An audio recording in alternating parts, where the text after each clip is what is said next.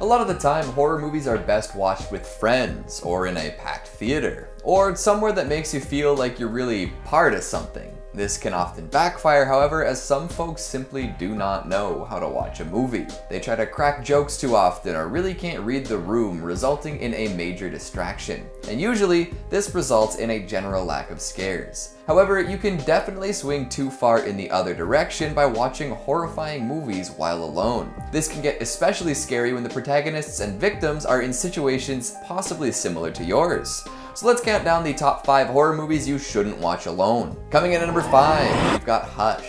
Now here's a true nightmare scenario. Hanging out in a cabin in the middle of nowhere and somebody decides that you're going to be their latest victim. No connection to the outside world, nobody coming to visit later on, and no nosy neighbors whatsoever.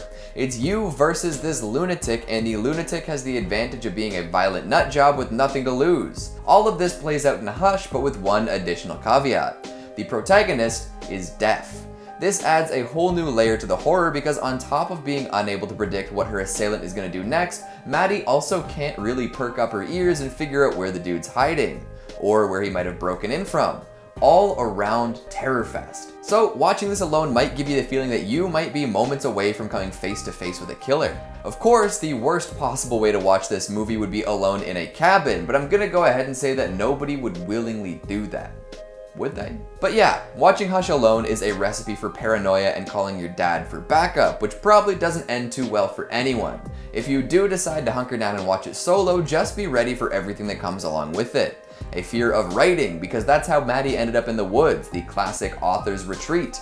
A fear of making friends, because Maddie's friend Sarah ends up being the first victim while attempting to return a book. A fear of the great outdoors, because apparently that's where murderers in ski masks hang out. Hush is a fantastic flick with lots of fun moments, but I simply can't recommend watching it alone. You might find yourself sympathizing too much with Maddie, and that won't be good for your mental health. It could lead to you obsessively walking around with a corkscrew just in case you need to lodge it in someone's neck. Most folks don't look too kindly upon that. Coming in at number 4, we've got The Strangers. In the same vein of unfortunate home invasion, we've got this viral classic from 2008. Remember when all anyone wanted to talk about was how scary this movie was? There's something about mask-wearing weirdos stalking the outside of your home that really sets off a million alarm bells in your head, right? Worse yet, if you're in an unfamiliar place and by all accounts should feel safe. So in this one, a couple heads to a vacation home after a friend's wedding. Tensions are high because of a rejected proposal, and the duo doesn't do a great job of hashing it out. Soon after, some strange folks start creeping about near the house. They cut phone lines, ransack vehicles, and do all they can to prevent the couple from escaping the house.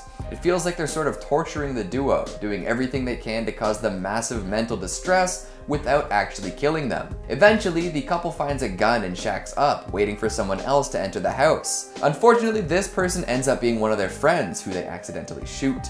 So after being tortured for hours on end, now you've got the death of a friend on your hands too. The worst part is that the titular strangers could be literally anyone. Plenty of folks, knowing how other movies play out, might have assumed that the masked marauders had a reason for doing what they're doing. Revenge, money, a curse, you know, movie logic stuff. Anything that explained their behavior would make this violent home invasion just a little bit easier to digest. But no, when asked why they're doing what they're doing, the answer isn't that they know what you did last summer or that their dead mother laid claim to this home years before. They're torturing these unfortunate wedding goers because they were home. And if that doesn't make you uneasy while watching a horror movie alone, I don't know what will. I think everyone has that knowledge rattling around somewhere in the back of their brain, right? That we've all more or less accepted a social contract that says we won't just break into someone's house to torture and kill them, especially if we've got nothing against them. But The Strangers poses the unsettling question.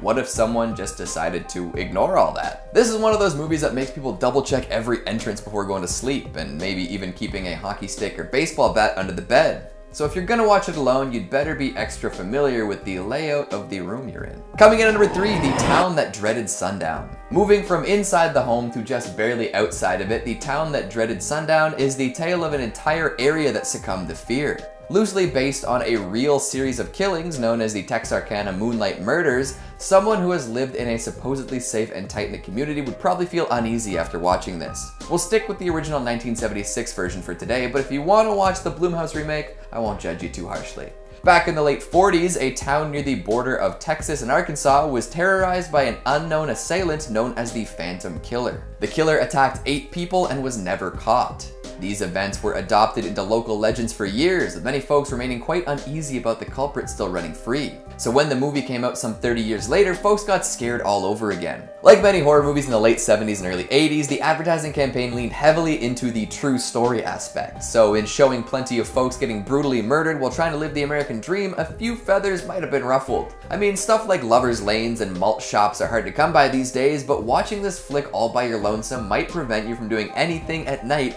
from then on. Coming in at number 2, When a Stranger Calls. Back to the suburban home nightmare for a moment, this is the tale that launched thousands of urban legends. Well, actually, it was based on a pre-existing urban legend, but you can be sure that the popularity of that tale skyrocketed after this hit theaters. Interestingly enough, the classic call coming from inside the house bit was already used to great effect in Black Christmas by the time this came out, but I talk about that movie enough. Let's talk about the always great Carol Kane and the opening scene that shocked audiences everywhere. A babysitter is hanging out in the living room while the kids sleep upstairs. She starts getting phone calls from a weirdly aggressive man who continues to ramp up the frequency and intensity of the telecommunications. Scared, the babysitter calls the police, who tell her to keep the caller on the line so they can trace the call. To her horror, the police inform her that the call is coming from inside the house. This revelation is followed by the discovery of a pair of long-dead children, murdered before the phone calls even started. She captures a glimpse of the perpetrator and in that moment realizes she'll never feel safe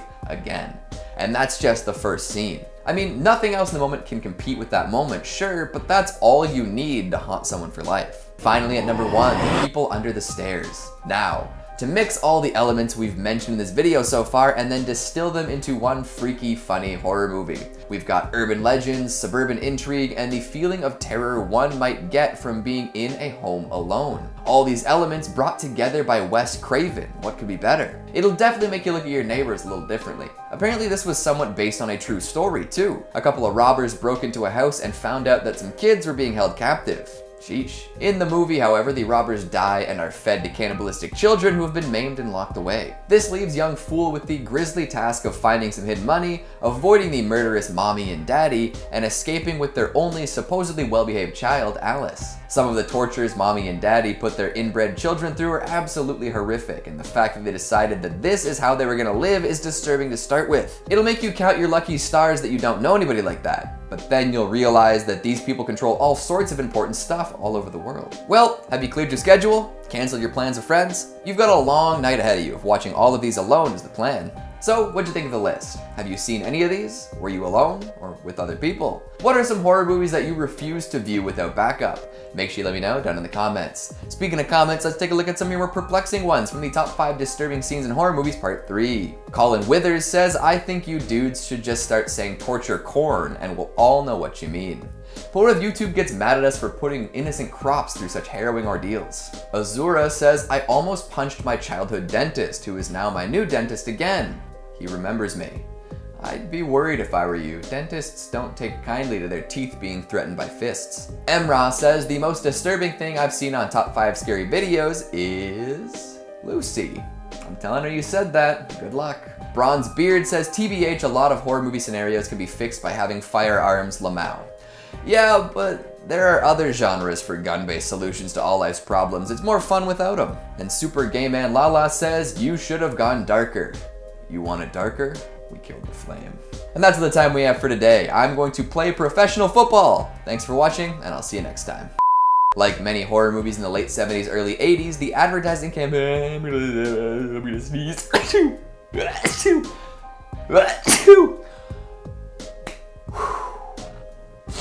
Back to the suburban home nightmare for watching all these. Nope. Why can't I do this? You've got a long night ahead of you if watching all these alone is the plan. That doesn't sound right.